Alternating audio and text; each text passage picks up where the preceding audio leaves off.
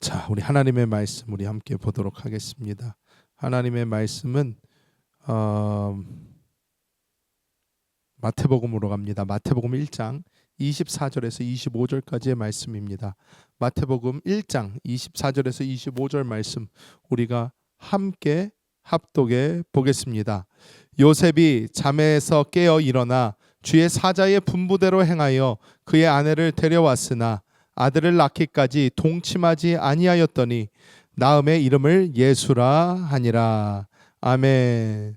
저는 오늘 이 마태복음 1장에 나오는 이 말씀을 가지고 성탄의 인물들 중 요셉, 이 요셉에 대한 이야기를 여러분과 함께 나누도록 하겠습니다. 우리가 예수님의 이제 어머니인 마리아 이야기를 저희가 금요 찬양 예배 때 함께 나누었습니다. 이 마리아가 하나님께 어떠한 순종을 했으며 어떤 목숨을 걸고 하나님께 여종으로서 드려지는 그러한 장면을 우리가 보았습니다.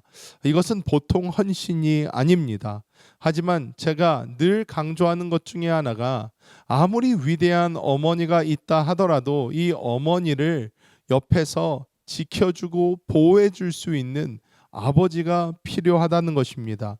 특히나 이 예수 그리스도께서 이 땅에 오실 그 시대, 그 시대적인 이 배경을 보면 여자 혼자서 살아갈 수 있는 어떤 환경적 그게 없습니다. 살아갈 수가 없어요. 일을 할 수도 없습니다. 뭘 하기가 애매합니다.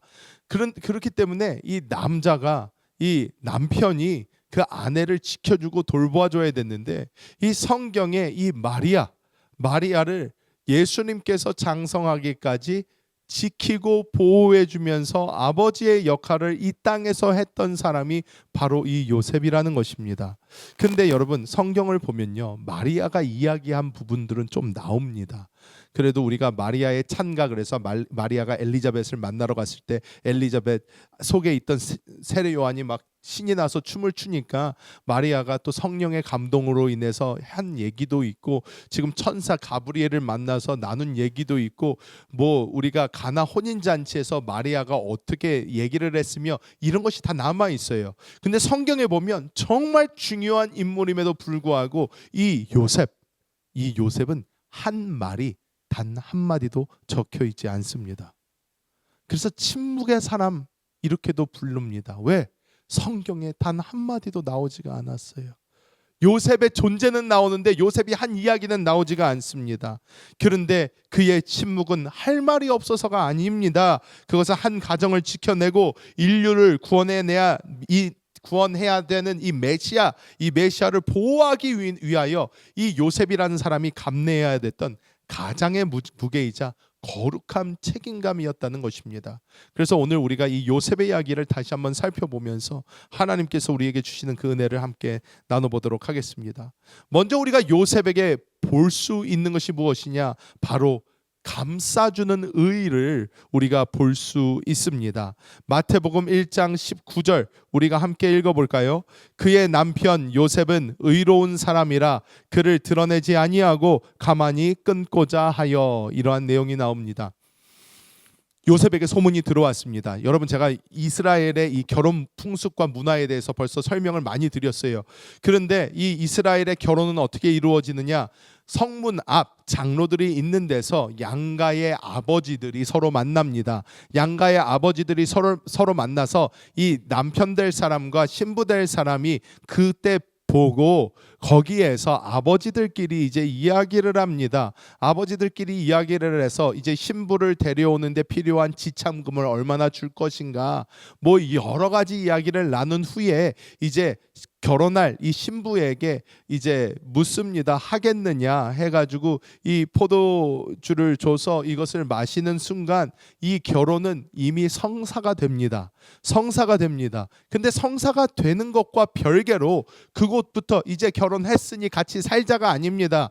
남자는 자기 아버지 집으로 돌아가고요, 딸은 자기 아버지 집으로 또 돌아가서 이 여자는 그때부터 신랑 맞을 준비를 하고 남자는 신혼방을 마련합니다. 이 아버지의 집에 덧대어 가지고 방을 하나를 더 놓든지 사정이 안 된다면 지금 있는 것을 잘 개조를 해서 이 신혼 가정이 살 수 있는 방을 따로 하나를 만드는 그 과정이 필요합니다.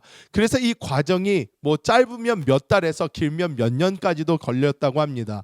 그렇기 때문에 이 요셉과 마리아는 당시에 정혼한 상태, 즉 양가 부모님과 신랑과 신부가 서로 보고 우리 결혼합니다. 이미 결혼한 사이입니다. 땡 해놓고 이 요셉이 자기 아버지 집에 가가지고 신혼집을 열심히 꾸미고 있는 그때 정도였다고 우리가 이해할 수 있습니다.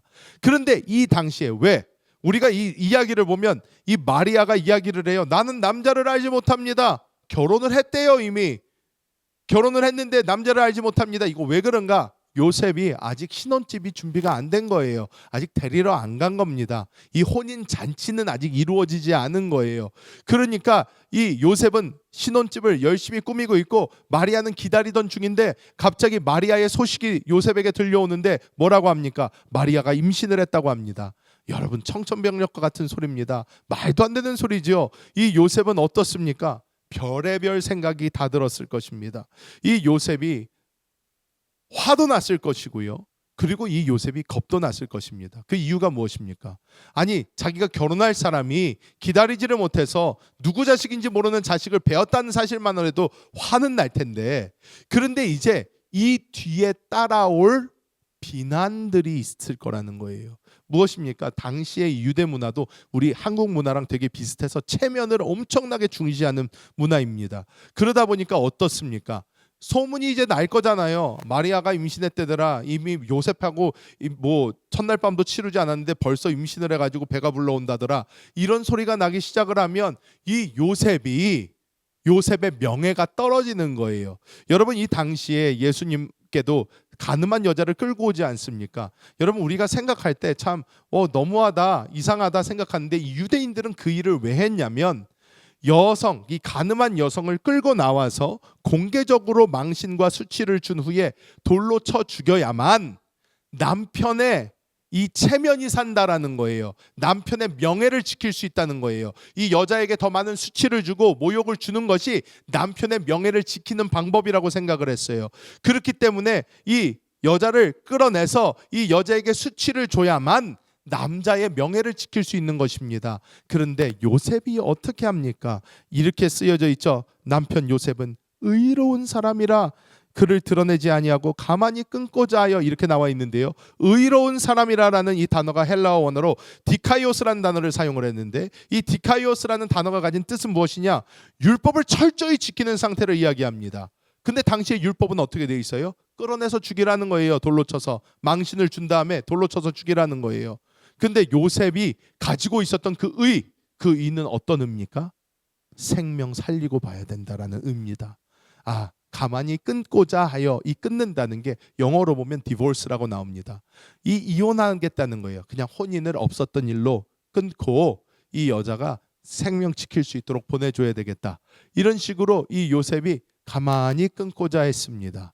가만히 끊고자 했는데, 그래서 이것이 무엇이냐? 이 여자의 잘못을 드러내고 들춰내서 나의 명예를 회복하겠다라는 이야기가 아니에요. 나에게는 불명예가 될 수도 있고, 이미 내가 혼인은 장로들 앞에서 하겠다고 한 상태이기 때문에 벌써 나는 한번 장가를 갔다 온 거나 마찬가지가 그렇지만 내가 이 여자를 어떻게 그래도 덮어줘야 되겠다. 공개적으로 망신을 주고 죽이는 일은 하지 말아야 되겠다 해서 요셉이 가만히 덮어줬다고 하는 것입니다. 이것이 바로 이 그리스도를 잉태하고 그리스도를 받을 수 있는 아버지의 마음이었다는 것입니다. 여러분, 미국의 제16대 대통령이 누군지 아십니까? 우리가 잘 아는 아브라함 링컨 대통령입니다. 5달러에 있는 그 대통령이죠. 이 아브라함 링컨, 우리가 남북전쟁 하면 여러분 남북전쟁에 대해서 많이 아실 수도 있고 모르실 수도 있습니다. 근데 이 미국에서 잘하신 분이 아니면 남북전쟁을 잘 알 수가 없어요. 왜? 배우지를 않으니까. 근데 이제 저 같은 경우는 미국에서 이제 중고등학교, 대학교, 대학원까지 교육을 다 받았기 때문에 제가 이 조지아에서 이 남북전쟁에 대한 것을 계속 배웠어요. 자, 여러분, 이 남북전쟁이 아주 재밌습니다. 아주 재밌어요. 왜 재밌냐?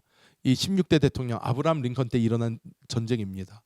이때 전쟁이 왜 일어났냐면 남부와 북부 가운데 이 텐션이 생기기 시작을 했어요. 왜 텐션이 생기기 시작했냐면 북부는 당시에 공업이 발달을 했어요. 공장들이 많았습니다. 산업이 굉장히 활성화되기 시작을 했어요. 그러다 보니까 이 북쪽에서는 인권이 발달하기 시작했어요. 그러니까 노예제도 이거 없애야 된다. 이 노예제도 없애야 된다. 이런 얘기가 이제 나오기 시작을 하는 거예요.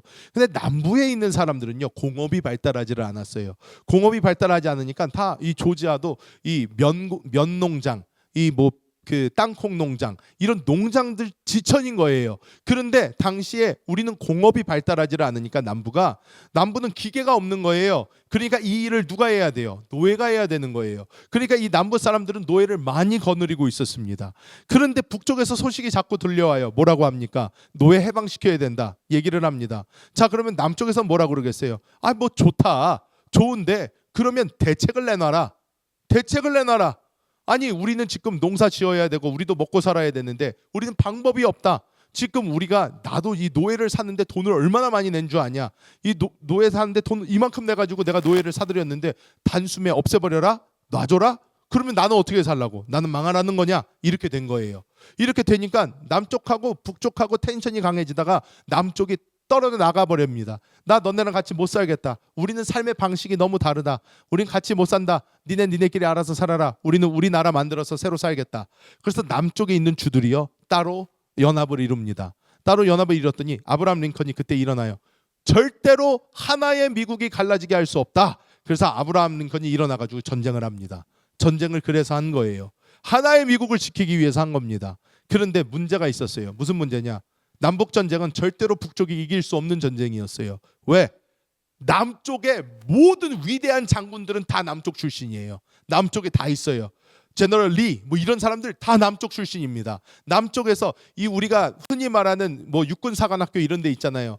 그런데 나온 선배들, 제일 똑똑한 사람들이 다 남부 출신이에요.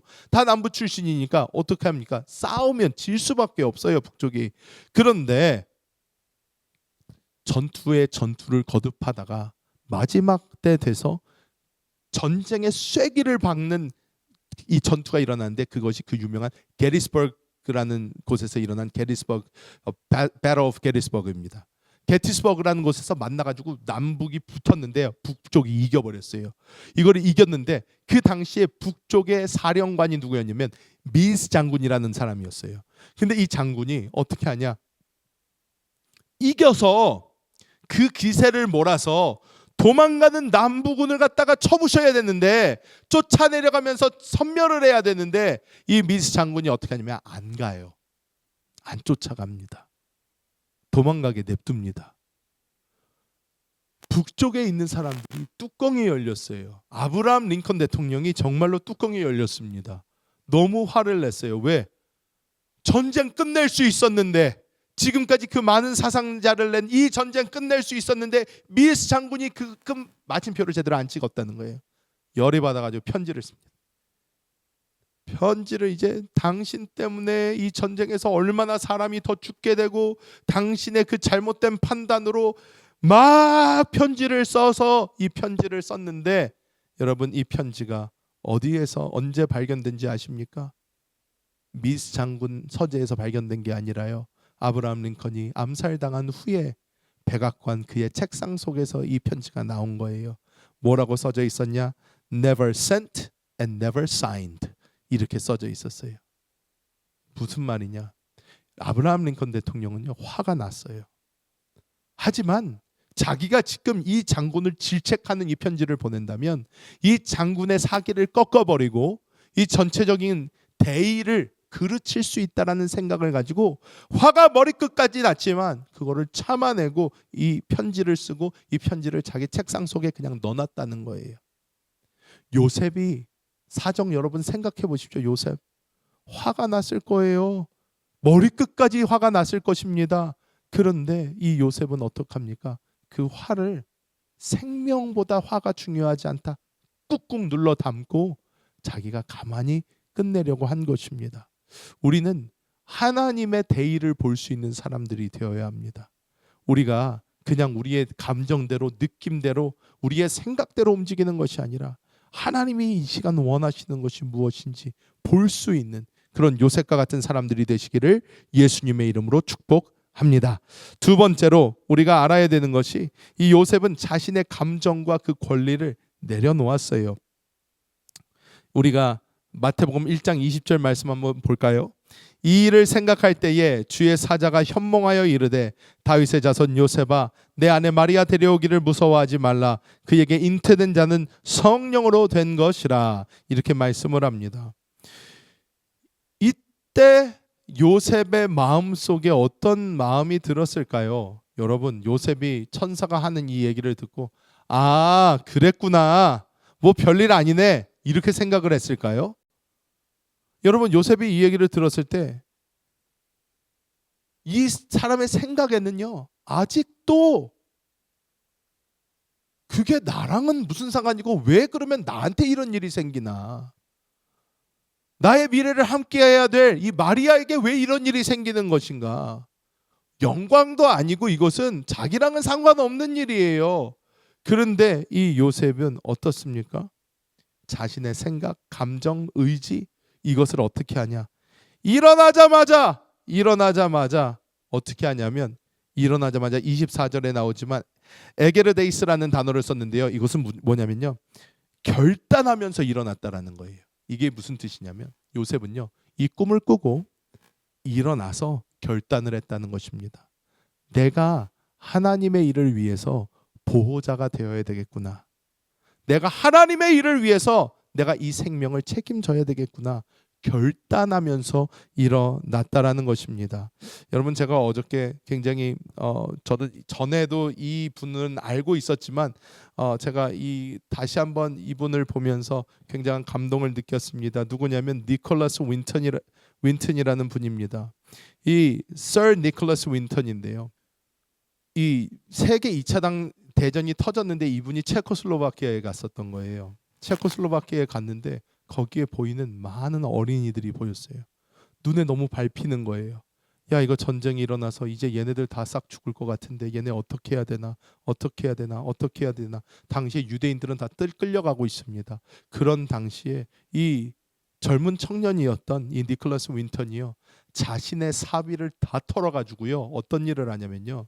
엄마 아빠들을 설득해서요. 이 애들을요. 싹 다 모으기 시작을 합니다. 모으기 시작을 해서 669명의 아이들을 자기의 사비를 털어서 체코슬로바키아에서 영국까지 이송을 해버려요.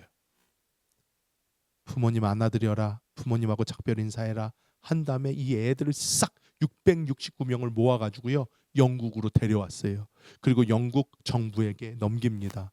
이 아이들 전쟁으로 다 죽게 된 거 이렇게 데려왔습니다. 이 아이들에게 살 곳을 마련해 주시고 이 아이들을 잘 이렇게 해주세요 한 다음에 이 분이 이 놀랍고 위대하고 칭송받아 마땅할 이 일을 했는데요. 이 분이 전쟁이 끝난 후 50년 동안 이 일을 비밀에 붙입니다. 말을 안 해요. 아무한테도 얘기를 안 했어요. 심지어 결혼한 자기 아내에게도 얘기를 안 합니다. 이분은요 그냥 나는 내 할 일을 했다. 나는 생명을 지키는 일을 한 거야 하는 그 마음을 가지고 가만히 50년 동안 살았어요. 50년 동안 살았는데 이분의 아내가 다락방을 청소를 하다가 다락방에서 뭐가 나오냐? 다락방에서 요만한 책이 나오는데요. 그 책을 딱 하고 열어보니까 669명의 아이들의 이름이 쫙 적혀져 있는 거예요. 사진하고 생년월일 이런 게 싹 적혀져 있어요. 아내가 갖고 와서 물어보죠. 여보, 이게 도대체 뭡니까? 그랬더니 이분이 이 윈튼 경이 말을 하는 거예요. 아, 내가 사실은 2차 대전 때 체코슬로바키아에 갔다가 거기서 이제 죽을 수밖에 없는 이 유대인 아이들을 보고 내가 너무나 불쌍해서 당시에 내가 가진 모든 걸 다 털어서 이 아이들을 영국으로 데려왔다. 그때 얘기를 한 거예요. 그때 이 아내가 아니 이런 일을 왜 말도 안 하고 이런 일을 왜 알리지도 않고 지금까지 이러고 살았냐. 나는 그냥 내 할 일을 한 거지 이걸 누구한테 뭐하러 얘기를 하냐. 이제 남편이 그러니까 이 아내가 오히려 제보를 한 거예요. 제보를 해서 이게 BBC에서 이 프로그램을 만들었어요. BBC에서 이 프로그램을 만들어서 이 프로그램을 이 프로그램에 이 저 할아버지를 이제 초청을 한 거예요. 어르신 여기 잠깐 나와 보시죠. 우리 요번에 한번 이 얘기를 하려고 하는데 어르신 좀 나와가지고 이거 한번 출연해 주시면 좋겠습니다. 이 할아버지 아무것도 모르고 거기 갑니다. 가가지고 저렇게 앉아 있었던 거예요. 저기 앉아 있었는데 그 MC가 책을 열어서 이름을 쭉 내려가다가 여기에 이 여성분 이름이 나오는데 당시에 뭐 열 몇 살이었습니다. 당시에 열 몇 살이었던 이 여성분 우리가 찾았습니다. 찾아서 이 시간 모셨습니다. 그 여성분 손 좀 들어주시겠어요? 이 할아버지 바로 옆에 앉아 있었던 저분인 거예요. 다 비밀로 하고 앉아 있었던 거예요. 여성이 손을 들고 그랬더니 이 할아버지 깜짝 놀라는 거예요. 그러면서 옆으로 이렇게 보는데 여성분이 손을 잡고 웃으면서 울면서 계속 Thank you, thank you, thank you, thank you, thank you 하는 거예요. 이 할아버지는 그때서야 눈물이 흐르기 시작을 합니다. 아, 이렇게 살았구나. 그런데 그때 MC가 얘기를 합니다. 여기에 지금 이 자리에 방청객 중에 이분으로 인하여 목숨을 구한 사람이 있으면 일어나 주시겠습니까? 그 방청객의 앞에서 뒤에까지 있던 사람들이 벌떡 일어납니다. 다 일어나요. 이 할아버지가 깜짝 놀라서 뒤를 돌아보며 울기 시작을 합니다. 이 윈턴 경이 이 생명의 소중함을 알고 이 분이 자기가 누구에게 드러내려고 한 것도 아니고 뭘 하려고 했던 것이 아니라 생명을 구하기 위해서 했던 그 일로 수많은 사람들이 목숨을 건졌다는 것입니다. 여러분 요셉이 한 일도 그와 같습니다. 예수님을 누군가 보호해 주지 않으면 인류의 구원은 없습니다. 이 인류의 구원을 위해서 요셉은 자기의 생각 지정의를 다 내려놓은 거예요. 예수님 내가 보호해야만 이 땅의 구원이 이루어질 수 있다. 놀라운 역사가 있을 수 있다. 자기를 내려놓았던 것처럼 오늘 이 니콜라스 윈턴의 이야기처럼 우리도 하나님의 그 대의를 위하여 우리의 삶을 내려놓는 그러한 결단이 우리에게 필요할 줄 믿습니다. 마지막으로 요셉은 영적인 보호자였습니다. 24절과 25절 오늘 본문인데요. 함께 읽어볼까요? 요셉이 잠에서 깨어 일어나 주의 사자의 분부대로 행하여 그의 아내를 데려왔으나 아들을 낳기까지 동침하지 아니하더니 나음의 이름을 예수라 하니라. 이렇게 말씀을 합니다. 여기서 보면 요셉이 한 일이 나옵니다. 뭐 어떻게 했나요? 일단 마리아를 데려옵니다. 그리고 데려오고 예수님이 태어날 때까지 동침하지 않습니다. 생명을 보호하고 존중하는 행위입니다. 이 생명이 하나님께서 주신 생명으로 태어날 수 있도록 이 생명에 대한 자신의 존중을 보이는 것입니다. 그리고 이 요셉은 어떻게 합니까? 자기가 자기의 모든 것을 다해서 이 예수님을 그때부터 키우기 시작을 합니다. 자기가 키워요. 보호해 줍니다. 이 세상에서 자랄 수 있도록 우리가 이 요셉과 마리아의 이야기가 이 다음에 어디서 나옵니까? 예수님이 이제 성인식하러 이제 갔을 때 그때 나옵니다. 예루살렘에 올라갔을 때 가족들과 떨어져 가지고 내가 내 아버지 집에 있어야 되면 알지 못하십니까? 여러분 이런 얘기를 하는데 여러분 그게 요셉한테는 얼마나 가슴이 찢어지는 얘기입니까? 어떻게 보면 아들처럼 키우고 있는데 그런데 진작 딱 와가지고 아우 너 때문에 내가 얼마나 무서웠는지 아느냐? 너 없어진 줄 알고 얼마나 그런지 아냐? 그랬더니 내가 내 아버지 집에 있어야 되면 알지 못합니까? 이런 얘기를 하니까 그런데 그때 다시 한번 생각이 되는 거예요. 맞아. 얘는 보통 애가 아니야. 하나님이 아버지가 되셔. 맞아. 얘는 특별한 애지. 다시 한번 깨닫게 되는 거예요. 그리고 우리가 잘 보아야 되지만 이 요셉의 이야기가 예수님의 공생애가 시작한 다음부터 나오지를 않아요. 그것을 가지고 많은 성경학자들이 이 요셉은 그때 벌써 죽었을 거라고 생각을 합니다. 그래서 이 요셉은 자기가 할 수 있는 모든 것을 다한 후에 목숨을 하나님께 드렸어요. 이 요셉이 원하는 것이 무엇이었습니까? 이 예수님으로 인하여 구원이 이 땅에 임하는 것을 바라보며 자신의 것을 드렸다는 것입니다. 여러분 노르웨이에 스발바르 제도가 있는데요. 이곳에 국제 종자 저장고라는 곳이 있습니다. 영화에서 막 나오는 데 같은데요. 이 여기가 실제로 존재합니다. 실제로 있는데 이 그 북극에서 얼마 떨어지지 않는 곳이에요. 여기에 뭐가 있냐면 세계에서 다 보내온 각 나라에 있는 식물들의 종자들이 다 여기 있어요. 왜? 이 지구에 무슨 큰 일이 일어나거나 핵전쟁이 일어나거나 아니면 무슨 어떤 행성이 떨어지거나 뭐가 했을 때 이 지구에 있는 생명을 보호하기 위해서 온 세계에 있는 모든 나라들이 여기에다가 자기 나라에 있는 귀한 씨앗들을 싹 다 보냈다는 거예요. 그래서 이게 진짜로 존재합니다. 어저께 제가 여기 이 다큐멘터리를 한참을 봤는데 다큐멘터리 보니까 너무 재밌어요.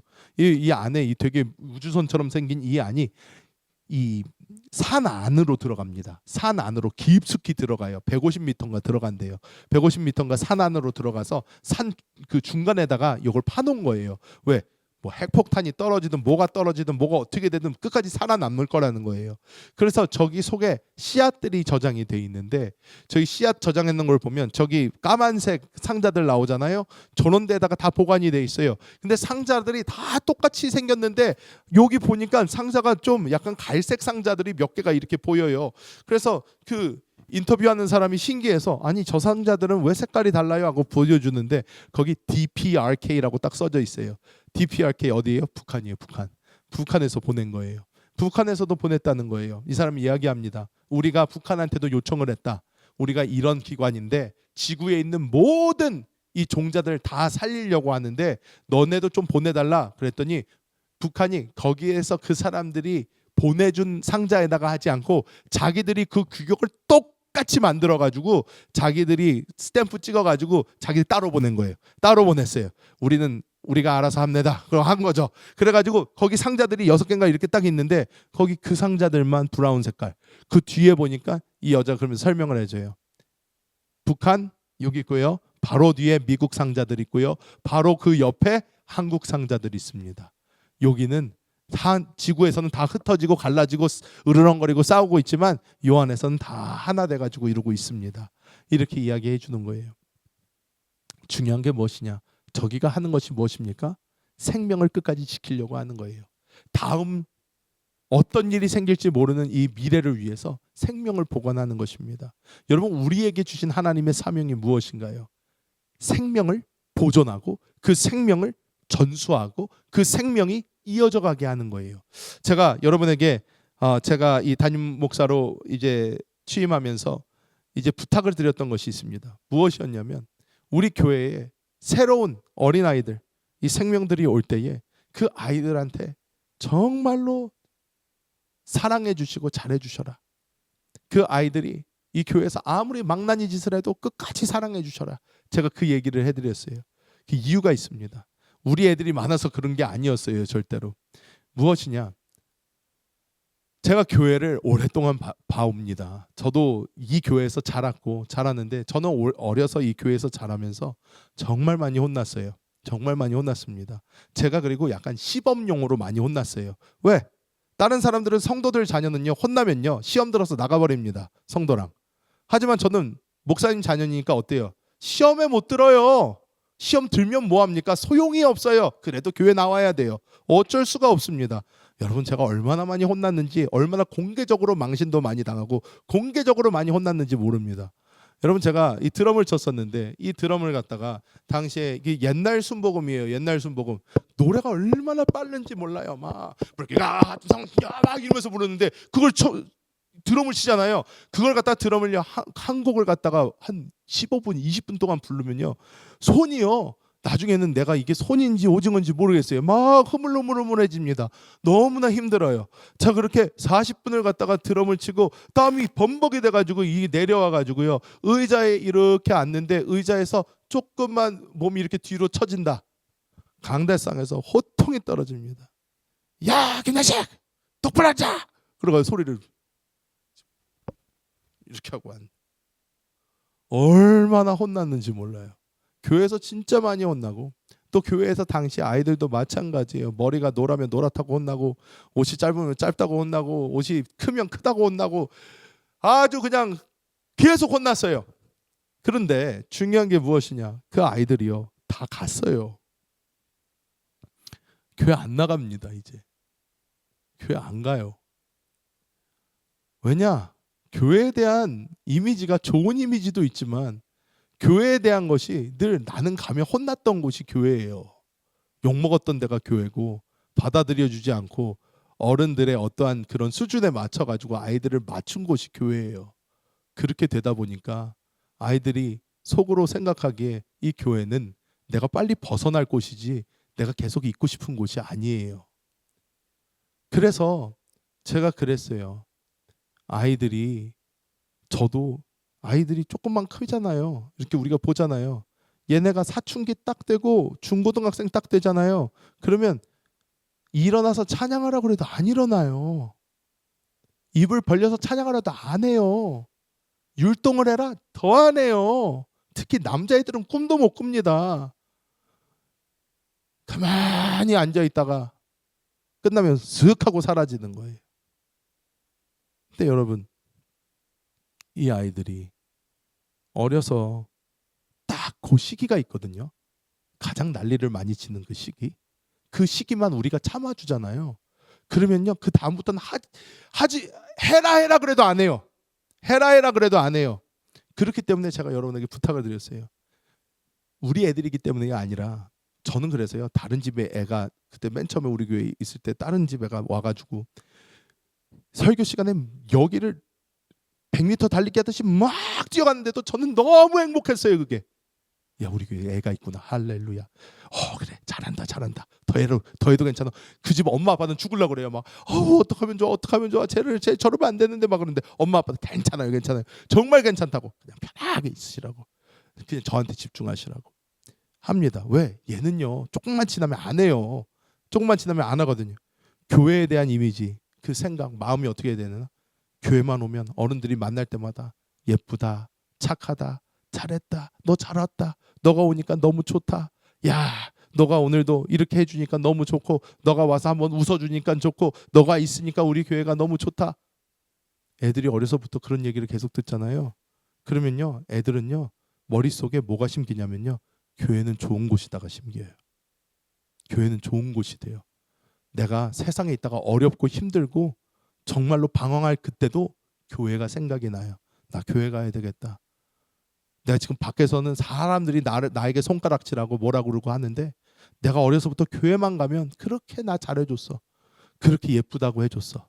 나 교회 가야 되겠다. 교회로 돌아오게 돼 있어요. 여러분, 우리는 다음 세대를 살리는 그 역할을 우리가 해야 됩니다.